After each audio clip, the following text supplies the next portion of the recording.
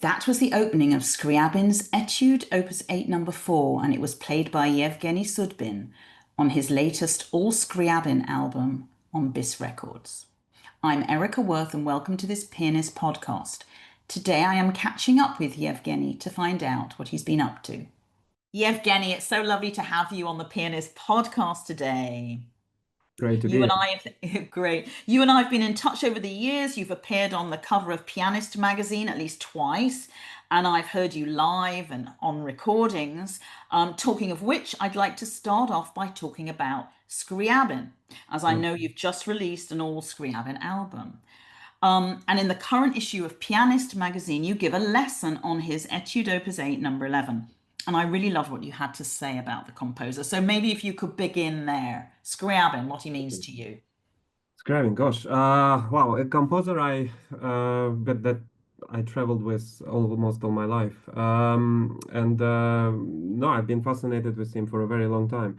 I've been playing him since my studies in Russia and then Germany, but actually I haven't realized how much he means to me, until I recorded my first CD, until I was playing him in London. Somehow some dimensions opened up and I just got a different perspective of him. Somehow I realized that how much foresight this man had in terms of color and understanding of how the modern instrument can sound, what you can do with him. It's just opened a whole new door, Mm. like dimensions for me. And yeah, then I recorded the first CD, which was received, yeah, great reviews and prizes and all that kind of thing. Um, yeah, When but you talk about how you perceive him now as to how you did in the past, can you explain that? yeah, well, maybe because of the way in the past I was always taught to play composers, but it wasn't until I came to London when had to start thinking more for myself, and to then I realized that I actually have some preferences in terms of Okay. how I want to play things, how I want to think about music, what I want to achieve, and what composers I like. And so I became a little bit more independent. When you are in that kind of mindset, yeah, you start maybe thinking about your strengths. You start assessing yourself better. Or it maybe just my brain just developed or reached that stage where it could make decisions on my own. Yeah. But it was also just generally, I mean, life I was at the stage of life also, getting into adulthood slowly. I don't know, I can't remember how old I was, maybe 18, 17, 18. Um, yeah, where I just gained different understanding and different perspective about many things in life, not just music. Um, I know it sounds very general, but I think it kind of contributed to my understanding of what I was doing on the piano as well, and that's where I felt I developed more of my own voice in general. Because at first, when you're studying piano, it's you have a I had a very strong-willed teacher when I was studying in Russia, and it's great to have that in the beginning, but I think at some point you need to break free from that and start to developing your own voice. Otherwise, yeah, you will never learn. You have to be able to say something individual eventually. And I found that from observing also other musicians how they develop that bridge to cross that bridge is sometimes not very straightforward, quite hard actually. Yes. I mean, when I look back at who you've studied with, it's been quite diverse. First Russia, then to Germany. You obviously had some great teachers in there, and then at the Purcell School. So you've also obviously had different types of teachers who have Yes, made. yeah, as I said, in Russia, I had, yeah, just actually in Russia and Germany, I had both Russian teachers, and from a Russian school. I think my teacher in Germany, I think she was one of last students of Neuhaus or something. So there was that connection. But yeah, it wasn't until I was in London where I had the opportunity to play so many different personalities, and I felt I was able to just take from everybody a little bit of everything, like what I liked. Because at that point I felt I could choose. It was like a buffet. I mean, there were Yeah. so many great things I could learn, and because I mean, let's face it, not also not everybody is good at everything, right? No. Everybody has their specialities, and maybe I think that's a good thing in a way. Because maybe if you had somebody who is good at everything, you would get maybe some kind of great mediocrity. But everybody has their strengths and weaknesses. I mean, that's the great thing about classical music in general, or art in general. But yes, I felt I could learn a lot of different things, and I felt I could then start developing my own sense of which direction I wanted to go to. And also, I had the opportunity to go to Lake Como, which had master classes with great personalities. I mean, and also Verbier, Mm. like Leon Fleischer and Claude Frank and Footsong and I don't know, so many names. Mare Perai. Wow. There's a lot of people I was fortunate to play to, and Amazing. always no, it was always very positive experiences. And at that age, like I say, I was able to pick and choose what I liked. Yeah.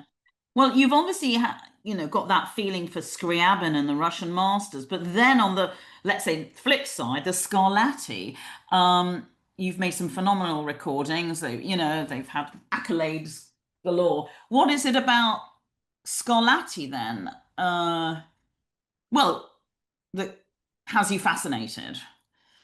Yeah, it's actually interesting, being a little bit of a burden throughout my life, being sort of Russian, especially especially now. No, but always actually. No, I'm not a burden. I mean that in a humorous kind of way. Mm, Because at the beginning I was sort of worried about being typecast into, just playing Russian composers and being able to do these things. And, and in interviews actually I often have to explain about what Russian uh, school actually means, because I never really understood what people actually are asking. Because if you go to Russia, there's so many different. I mean, even like Gilles and Richter, I always bring up that example. In a sense, everybody is very different from the Russian school. I mean, the only thing that combines it may be that they're quite sort of devoted to what they do. But I mean, apart from that,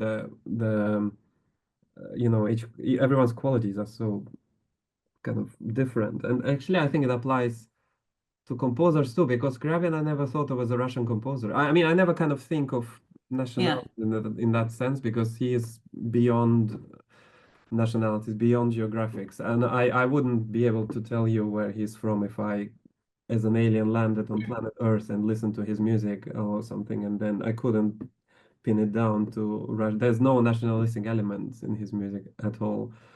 I mean, mm, that's particularly true for Scriabin, and in a way, I was always mainly preoccupied what music. Well, how can I best translate what the composer is trying to say, and also what music really moved me. I mean, there are certain composers that really get under my skin, and I feel with Scriabin there's something in his music that just electrifies me. Electrifies actually every yeah, cell in my body when I play him, and when I also yeah, listen, and just in general, even when I read about him. I mean, he's a fascinating composer. yeah. And actually, in Scarlatti, I sometimes hear echoes of, well, echo sound doesn't sound right, but because he was before everybody else. But like, if now we listen back to Scarlatti, there are elements which kind of forebode the future of what music might be like. And now we have different ears, maybe different understanding of how we hear Baroque music, or Scarlatti in Mm, particular, because we have lived through the period of, Brahms, Beethoven, Mozart, and mm, everything. So there's actually elements of everything that is to come in the future, I find, and I feel yeah, I was always able to bring those elements. It's very unconventional, but I could hear those elements. I felt I could also, yeah, because in the end, what it comes to, it's kind of trying to get to the essence what music is, about, what the composer is trying to say, and it's kind of sometimes a struggle of life, sometimes it's emotional struggles. It's very hard to put into words, and I mean that has been universal throughout ages. There's just been different composers, different styles trying to express the same sort of mm. what moves us as humans, what makes life worth living, and the No, torment, love, and all that stuff. And some composers have a more direct way of getting through to it. With Scriabin, he really goes straight, I feel, yeah, under your skin, and kind of Mm. you when you hear him, then you understand that you sometimes understand a particular emotion, a particular feeling in a different way that you wouldn't be able, that would take a long time to explain with words, or maybe you would never be able to actually get down to it. Yeah. And there are some composers like that.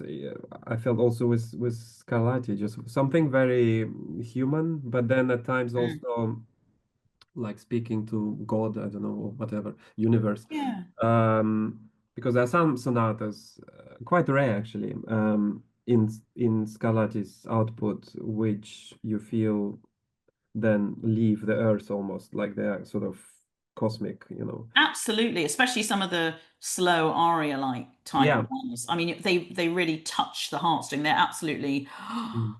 Yeah. heavenly. Yeah. And it was so difficult to, well, first of all, there were so few of them. Mm. Maybe out of 555, there may be like 10 of those slow ones. Mm. 10, 15, I don't know. But also, but then also the fact that it was so hard to express that language on a harpsichord because, you know, with I find these particular ones actually work, in my opinion. Many will scream at me. Work better on the modern piano just because of the singing lines and singing elements you can. Mm. Because there are other elements which work better on the harpsichord. You know, the strumming of the guitars, maybe Yes. plucking of strings, all that stuff is, you know. But still, for me, it was always, yeah, trying to get to the essence. And I always actually, because I play them on the piano, modern piano, I always viewed them as transcriptions, especially in my second recording of Scarlatti. They are Mm. basically transcriptions of the original music. Not only because I change a lot of things, but also of just, I think my interpretation is a bit outside the norm, outside the box. Is it? Um, That's what you think. Has it changed over the years, obviously, your interpretation of maybe Scarlatti? mm. Yeah, of course, it always changes. Things are always evolving, but I think from the first to the second, I felt has become a little bit more extreme, also in the way I have yeah, arranged them. I think, but then on the other hand, certain things I have streamlined a little bit, maybe, or made it Mm. more simple because some very complex things are expressed best in a simple, straightforward way. So, you know, it's a combination. But yeah, it's always Mm. evolving. But if you compare the first CD and the second CD, and there is, what is it, like 15 years apart or 10 years apart? No, 10 years apart. Um, there's quite a big difference in the interpretation, I think. I don't know. Maybe Yeah. other people might not feel that. Yeah. Well, what I love also, maybe this applies to both composers, is when you were telling people to learn Scriabin, try Mm. to stay away from using the pedal as much as possible. All right. Yeah, I liked that. And it's like you add the pedal just at the end to, make it all come together. But I like the Yeah. fact that you say try and practice without the pedal. I think some people maybe try to hide things with the pedal. It's an easy thing. Yeah, that's we are talking now. I forget that yeah, I often have to speak to normal audience who not necessarily playing, but I think with you, I know that a lot of people who listen now also play themselves, so Yes. more technical. But no, I think I was referring more to the way you practice. I think it's very important that Yes. you have good hygiene when you do practice. It doesn't only apply to Scrabble. I think I just do it with everybody. I sort of, I don't know, I was trying to think, I was brushing my teeth this morning trying to think how to explain it because I read that one particular question. But No, but it's a it's little good. bit It's like interesting. it's a little bit like cooking when you prepare all the ingredients properly and without the correct ingredients and the preparation, you just won't be able to cook the meal. And then when you actually perform, that's when you actually cook. So the practicing, not the cooking, the practicing is preparing the ingredients correctly. And then when you go on stage, then you perform. That's the cooking. That's when you can be spontaneous. That's where you are able to express yourself. And I never, so two things I never practice at home is, yeah, sort of performing and using pedal in a way because pedal is first of all impossible to teach and also very difficult to Yeah. learn. Yes. It's something you use with your ears, you hear with your ears, and I think a lot of the time practicing for me entails yeah, just undoing bad habits. Although I must say I'm lucky because I don't have many bad habits, but I learned that actually many people do when I started doing my master classes and things like that. Then I had to learn how to express things that come very that I don't even think about Yes. myself, how to put that in words to others, how to Yes. verbalize these things. Then yeah, and it's unfortunately, yeah, a lot of people do tend to play through things and yeah, use pedal and it just makes a piece. It's almost like tying a knot, tying keep tying knots. You have to Mm. undo certain things and go back to basics and then Mm. are there. Yeah, but pedal a very mysterious ingredient that then ties everything together at the very end for me. Yes. Because also the other reason you can't really teach or explain it well is because every hole will be different, every piano will be different. It's something Yeah. you have to be able to adjust on the spot. I know it sounds counterintuitive, but you practice a lot to be able to be spontaneous on stage. That sounds like a contradiction, like oxymoron. But I think being spontaneous on stage is uh, something that's extremely important. In that sense, I just don't think I never felt right to practice all the pianissimos, all the little turns, all the little things that Yes. I actually should be able to just do on stage spontaneously. You should have the ability, you have to practice the ability to be able to do those things, but not Yeah. the actual thing itself. Because, like I said, going back to cooking, I don't know why I use cooking as an Mm. example because I don't even cook.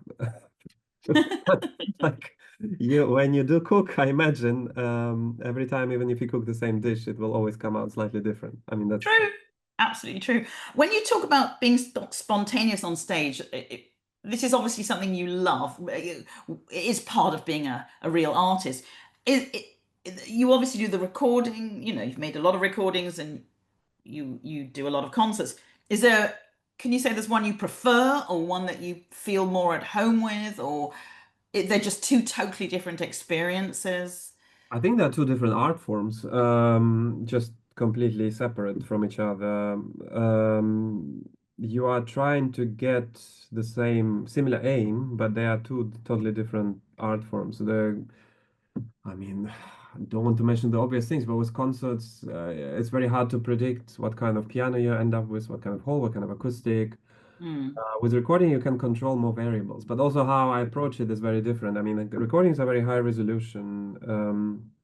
Yeah, it's like looking at a photograph with like at every Yeah. pixel almost you can see, and that's I think where also you can tell what where real quality sometimes lies, because I think in concerts you can sometimes hide things or fudge, not I mean not technically, but like even musically, you can create something that may not even be real. I don't know how to explain, but I feel with recordings you can't fake anything. I mean, on that level, you can of course, do edits and get rid of wrong notes, but that's not what music is about or what recordings are about.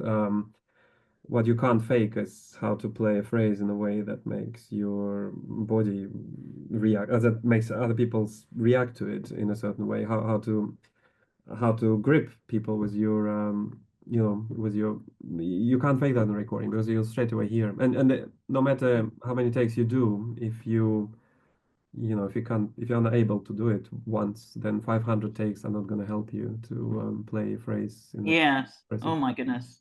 So Absolutely. I, Yeah. I I have reservations about both processes because with recordings there are also drawbacks. Because you have so many takes in a way, sometimes you get tired or you lose focus, or there's not enough adrenaline running throughout the whole day to make sure that every take is, you are at the limit of Yeah. the time. So actually, recording is, I think, one of the most intense uh, things I ever had to do in general. I think the Yeah. 3 4 days, 3 days we record. Um, Do you ever listen to your recordings afterwards, or do you tend to just think, wow, well, I have to listen for to make sure the edits are yes, correctly selected and or I select the edits. but the Yeah, full, yeah, when that's it's a daun- done, that's daunting. No, when it's done, I don't. I sometimes come back to it by mistake 10 years later, or something comes up because I need to choose a piece for my kids to play, or I don't know, my wife just listens to something to choose a piece for them to play, and then it would be going to because I've recorded so many composers, it's kind of easy to. Uh, yeah. but then I listen something of myself, and yeah, if enough time has passed, my brain tells me that wow, yes, I used to be able to play piano well. Now But I believe you've, yeah, yeah. Sorry, if I carry on. listen to something too shortly after, I usually have too many like my brain still no, I should have done this differently. Yes, Too many regrets, like buyer's remorse. I don't know what you call that. I know what you mean. Regrets. Wish you'd have done it a different way. Yeah. So I believe you've got three children, Yeah, and they're all musically inclined. They're all taking lessons, playing the piano or playing other instruments. seem to be. I mean, they do go to normal schools. We try to give them a normal life, but it's hard to avoid music entirely. So yeah, they all play two instruments. One of them is always piano.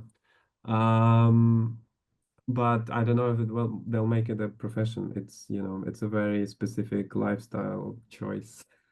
It's not Absolutely. No. everybody. It's not Yeah, for everyone. on one of your recordings, you actually the Tchaikovsky on the piano recording, you're playing arrangements of ballet music with your daughter Bella, which is lovely. Yeah, it's actually a very special recording because gosh, bit of a long story, but I'll try to keep it short. It's just most of it was done just before the pandemic. And some of it actually during the pandemic, I think. No, actually, when the pandemic started, I recorded all the solo parts, but the duets with Bella, we recorded just after the pandemic. I had actually quite a difficult time during the pandemic.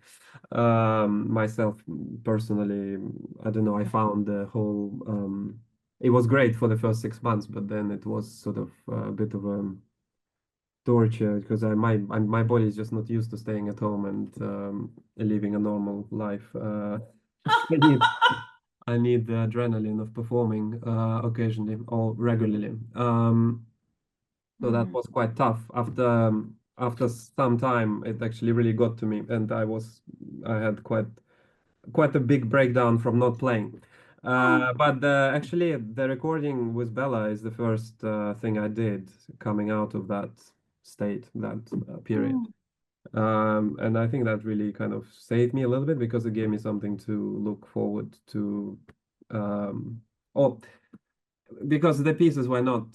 I mean, the project. I wrote the arrangements during Yeah, the pandemic as well, and the project was something I just really wanted to do. It kind of really it really pulled me out of it. So I'm kind of grateful that I was able to do it. And then yeah, that's and wonderful. actually we are doing some more actually for the Prokofiev. I've written some arrangements of Prokofiev's Cinderella forehands as well. So we're doing some more. I mean, I'm trying always to involve doing things with kids because also it's a way to teach them because I think sometimes playing is easier than talking, especially with your own kids who don't always Yes. listen to you. Um, so just doing it somehow makes more sense sometimes. But also, I don't know, they grow up quickly. It's just a way to keep them a little closer for a little longer, you know. Oh, that's very sweet. I've seen on YouTube a fantastic video of three of you at the piano. That's six hands at the piano with the Rachmaninoff Romance for six hands. That's you, your wife, and Bella. Yeah, oh, that was right. That was exactly during the pandemic. I mean, we had a lot of music in the house because there wasn't any music outside. So it was all, Yeah. and we did some interesting projects and even concerts and streaming. And we used to play a lot of forehand stuff. That's where I also wrote a lot of arrangements during that time, and it was good to Mm. kind of keep the family together a little bit. I mean, we were together, but just to Yes. stay together and do things together. And while the world outside was going disintegrating. It felt like that. Yeah. Yeah, but still, I guess I don't know. It wasn't enough, maybe because still, I mean, it was. I don't know. I know from many colleagues the whole. Yeah, those 2 years were quite difficult. I mean, especially the end of it. So just the end never seemed in sight, and now Yeah. now nobody talks about it because it just disappears, and it was just hard to imagine that would ever actually happen in that way, in the way it Yeah. happened. I It's think very good. some people got through it okay. They found all this wonderful time to practice, whereas others like you missed that interaction with the audience and just being able to I do. didn't know I would miss it. I actually was before that. I it was just too much. I mean, I remember just struggling terribly all the travels and all the playing and all the different Mm, repertoire. Actually, I didn't think I would miss it. It just seems that my body kind of missed it more than my brain because going out on stage and giving concerts is also a physical experience, not just emotional, which is kind of connected.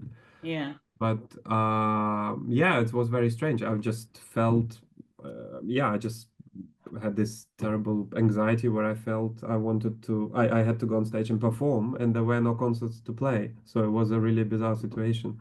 I had all this energy without being able to channel it anywhere. So Wow. I Yeah. then just realized that actually, you know what, maybe I do need concerts just to be able to just like survive because something I've been doing since I was 5. So you kind of, I guess, you get addicted to it, a bit like a drug. So Yeah. you need to do it. If you want to withdraw from playing live concerts, maybe you need to withdraw slowly, not Interesting. like yeah. I get it. Yeah. And also, I know that you're a keen photographer, so I don't know whether you were able to do much of that during lockdown. I've I seen. was actually. No, I would actually go. No, that's the one thing I was able to do. I would be able to travel all over UK and just go hiking and take photos. Well, I mean, lockdown obviously not, but inside the country, I found a lot of beautiful places where I loved going to and just spending the night somewhere in the I don't know Devon or Dartmoor or wherever. Actually, Snowdonia. There's so many places where I went hiking with my camera and just taking photos. I found that always very medicinal, very kind of Therapeutic. therapeutic. Even yeah, after concerts, when I go somewhere I know will be interesting, I do take my camera because then I try just if I, especially if I have a day after the concert where I don't need to sleep, or so. I can't sleep after concerts anyway, so I usually go on a hike and just spend the night somewhere else, not in the hotel where I was Wow. supposed to be. That always helped me to unwind a bit because Yeah. yeah, I mean doing concerts it's quite a Yeah. big psychological and physical experience, and Yes. I think I understand. Well, not only do you give concerts, but this spring you were one of the jury members at the famous International Van Cliburn competition. So, what was it like being? Was that your first time as on being on an international jury? Yes, for a big competition like that, which I think Clyburn is the biggest, if one of the biggest. It was certainly the first time. Yes, it was. It kind of sprung on me in an unexpected way. I think I was asked to do it many years before, like during the pandemic, where my Mm. schedule was quite sort of free. But yeah, I thought, why not? I'll try it. I mean, it might be because I actually always had I would always big reservations about about competitions in general because I didn't feel they fit the way music is perceived at all.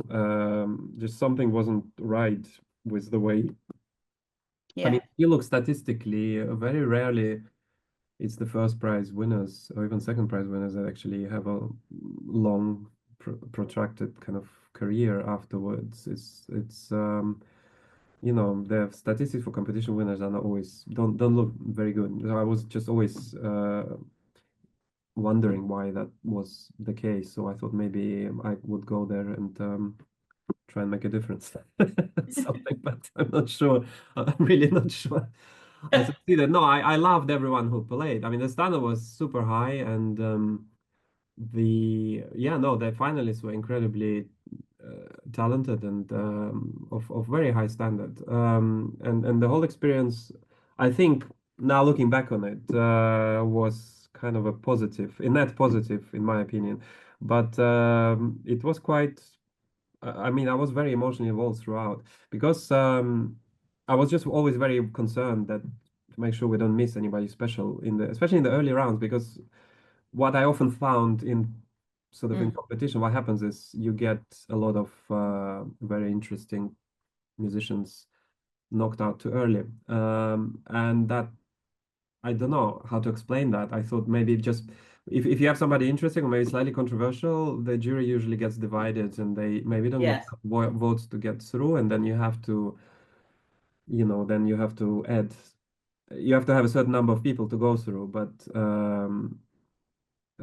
yeah, so somehow the voting and the problem is just that there's no perfect system, there's no perfect way, no matter how you do it. Mm, Um, mm, so I was just always worried ending up in a situation where maybe by mistake somebody really special is left behind or exited too early. Because I know, I mean, I've done very little competition. Actually, I've not really done competition, but I can imagine how it feels to somebody, being knocked out. I mean, it's a horrible thing to have to go through, and yeah. even Yeah. though we were told everyone is sort of supposed to be used to it because they do quite a lot of competitions, but I don't know. I still think it's you spend so much time preparing, and then Yeah.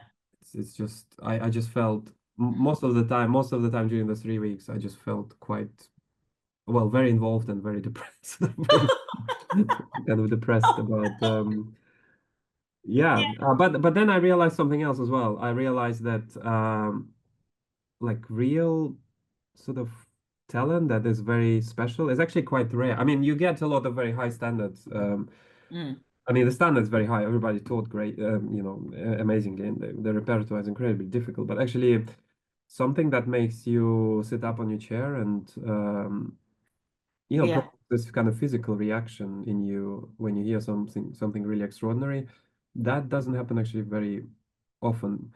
Um, and Yeah. actually, from the beginning, there were only maybe a handful of people where I felt like that, even though I feel most of them do deserve to have a, you know, great career. But there's only few who really just made me want to, Mm, I don't know, just had this physical reaction. I mean, when I listen to something special, I get this physical reaction to it. I don't even think. I mean, I make notes, but then I don't analyze everybody's performance. So especially I don't look at the scores when people play. It's like literally just are they mm, able to communicate? Are they able to provoke this sensation in me? And that happens rarely, and that made me realize actually, real this real special gift is actually super rare. But then the whole thing about subjectivity also, I keep thinking how incredibly subjective the music, mm, the perception is something I hear, maybe somebody else might not hear in the jury, and vice versa. yeah. And everybody has different tastes, everybody comes from different schools, but yet people argue and have opinions as if there is an objective truth to it. So, I have this dilemma in my head which I have not been able to resolve. Oh dear. Just Do you think you'll go on juries again, or was that? no, I don't think so. Just straight out say no, I won't. I don't think I think my time is spent better elsewhere, just because I really don't feel I have contributed anything to it. Just I felt no, I don't feel anything at all. I mean, I've also there are some things I've tried outside of music, where I felt I have, or outside of giving concerts or recording what I normally do, and some of the more rewarding things I found was actually teaching or giving master classes or actually coaching somebody and about something I know, but the judging competition thing, I feel there's zero contribution I've made with my time at all. There's just nothing. I didn't feel anything No. at all afterwards. Um, yeah, so Yeah. if I had to grade, I think in a way teaching is the least selfish thing. in my mind at the Oh, moment, yeah. because you are giving something, especially to somebody who is keen to learn and also interested. I feel, yeah, it's giving something quite rare to somebody else, in that sense. Um, so yeah, but then even Yeah. giving concerts, I feel it's kind of selfish because I do it for myself to, to experience. Or, yeah, Yeah. but just in terms of ranking, I think, yeah, for me, maybe teaching would be up there in terms of the least selfish things you can do with your time. Fantastic. No, I think that's all very interesting. Mm. Um, and you give me some very, you obviously go very deep inside yourself and try to find what's best for you and your world of the piano. But now I'm going to ask you, because we're getting a little bit close to the end, I'd like Yeah, to become a little bit lighthearted, sure. and ask you some questions off the cuff. Mm. So let's go with the first one. If you could play only one composer from now on, who would it be? Uh, yeah, I'm not good with light-hearted questions, but I will try to keep it brief. I mean, I don't know if I can cheat. I was gonna say myself as an arranger because then I could arrange different composers and have everything, but I think that's cheating probably. You want me to make a Sophie's choice and just play Well, it composer? could be three or one or two. Or, I don't know. It is No, I impossible. mean to really if it comes down to it, to Sophie's choice, then I would probably have to say it's either Scriabin or Bach because Scriabin I think has everything, Mm, and I think without Bach I probably would not be able to survive. I mean, I don't actually perform or play much Bach, but yeah, so it's maybe those two. I think for me Scriabin has, yeah, just uh, yeah. got, I mean, everything that human experience can teach us, Yes. and what we can learn about human experience in general. Yes. And Bach is just very difficult to know or understand music, the concept of Yes. music without him. So yeah, I don't think I He, would pick yeah. one. He is the foundation of everything, isn't he, in a way? Okay, one pianist, dead or alive, you travel long and far to hear. Probably be dead ones, just because it's harder to travel to hear them. I don't know. I always like wanted to hear one of the golden era pianists. Actually anybody like Moiseiwitsch, Hoffman, just one of those. I just want to experience that in live concert. And if my ears betray me when I listen to those historic recordings, just to hear that it's actually true, how incredible what they can do with the instrument. Because sometimes I have to be honest, I cannot tell with historic recordings whether the sound, and the lack of sound or the lack of material, not material, the lack of signal there is that our brains almost flatter something. I sometimes I find that difficult to tell apart. Like what would also those grandmasters sound like with today's high resolution recordings, Yes. which also is always unfair when the modern critics compare modern recordings to old recordings. I find that Hmm. nonsensical because you can't. I mean, the way things were recorded back then is just not the same. Yeah, but I would love to hear some of those in live concert just to, The yeah, golden age pianist, yeah. One person you'd love to play for, dead or alive. One dead or take alive. that a lot. Yeah, again, that probably. No, because I would have loved to meet some of them. I mean, I would have loved to have met Rachmaninoff. But in terms of playing, maybe Friedman. I mean, his Chopin always fascinated me, and just I want to understand how he thinks about. Yeah. But I don't know. I mean, sometimes a great pianist cannot always be a great teacher, so that doesn't go hand in hand. So I don't know. Maybe I Yeah. could play to True. a few and then choose, and then Oh, that's funny. You yourself might be a silly question. Do you have any technical struggles? yeah, I wasn't sure.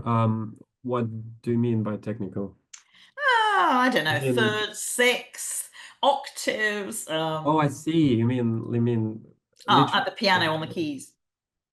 Uh, Actually, no, no. I mean, it's not technique. It's not that I think I have great technique. It's just that I never thought of technique as a separate thing from music. Because technique was always something to, like a tool to make something musically work. So if something, if something doesn't come out right, it's usually the fingering or the Mm, with students again.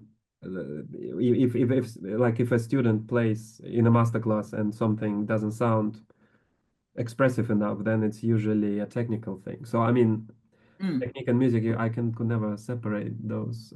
So no, that's not something that has ever been. Okay. Um, No, that's a very wise answer, honestly.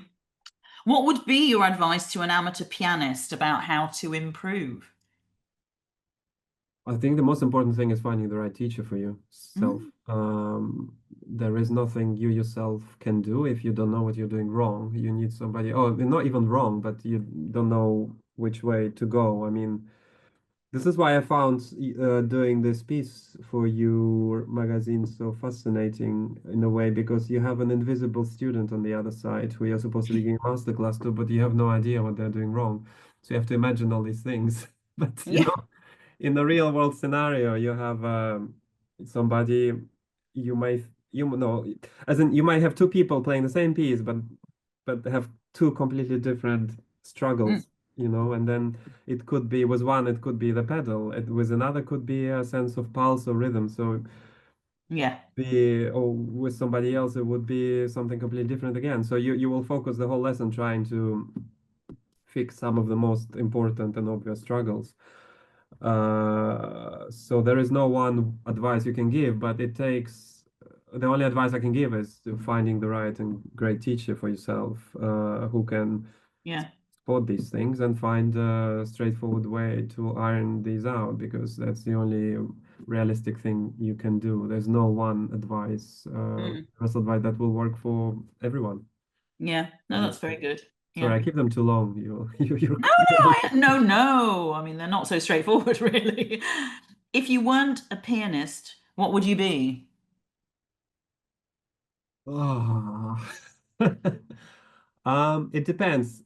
If I had to support my family, probably a wealth manager, like doing wealth management. If I was by myself or had to be on my own, I don't know, I would composer, or I would love to travel and do photography. Um, it just depends what's involved here, like, I because understand. it's always a trade-off how you allocate your time, Yeah. in a practical way, but also it Yeah. has to be satisfactory also. That's the whole thing about music. There has to be Yes. balance. Yes. I can't see you as a wealth fund manager. No? Oh, you'll be I don't surprised. know. I'm joking. I think, no. Last question. One composer you're not quite ready to tackle. Um, yes, I don't, well, for a while it was Bach actually, but then I have actually been playing Bach a lot recently. I just felt I wasn't ready or for that. For some time it was also Liszt, because I felt if you are young, which I'm now not anymore, then it's easy to play Liszt in a way, but to play Liszt in a way that's special or that's mature, requires a lot more than great technique. So, but then I Mm. did record Liszt, so I don't know. Right now there isn't anyone. I don't feel ready. I kind of feel ready for. It's, I mean, I go where my interests take me, Yes. and if Yes. I don't really feel there is like a limitation in that sense. But yeah, for a while I would say it was maybe Bach, but I always played Bach, just not in public, maybe. Uh-huh. Yeah, sure. Oh, listen, Yevgeny, this was such a wonderful interview. Thank you. I think you've covered a lot. I mean, there's been some really interesting advice and thoughts there. Um, Could yeah. always go in much more depth. I feel like every question of yours can be a separate podcast. I think you're right. I mean, music is just such a never-ending form of discussion, and Mm. everything, as you said, is subjective, and like you said with the piano competitions, how do you come up with one winner? It's just, music is just Mm. subject. It's an No, art. it's not sensical. There can't be one winner. It's I always said that just pick, I don't know, six finalists. Don't rank them. It's impossible to rank them. Just or six whatever, Interesting. six talents and just do it that way. Yeah, But that's not so popular with the public. I mean, they like to have the yeah, gladiator aspect of it. of course. So yeah, Yeah. All it's right, all right.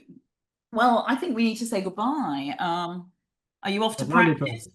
Yeah, actually no. Now I'm taking some time off the piano. Oh, I I just see Scriabin and Scarlatti on your desk there on the piano. It's fantastic. And Yeah, I was saying one of my kids is actually learning a new Scarlatti sonata, so I can't take credit for that. you're on the Scriabin still. Yeah. I'm still on the Scriabin, I will never be off Scriabin.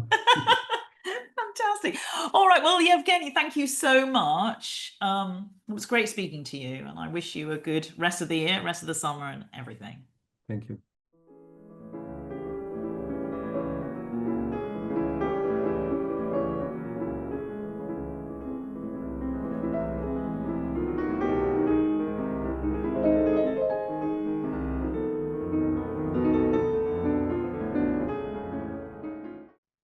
That was the opening of Scriabin's Etude, Opus 42, number 5, and it was played by Yevgeny Sudbin on his latest all Scriabin album for Bis Records.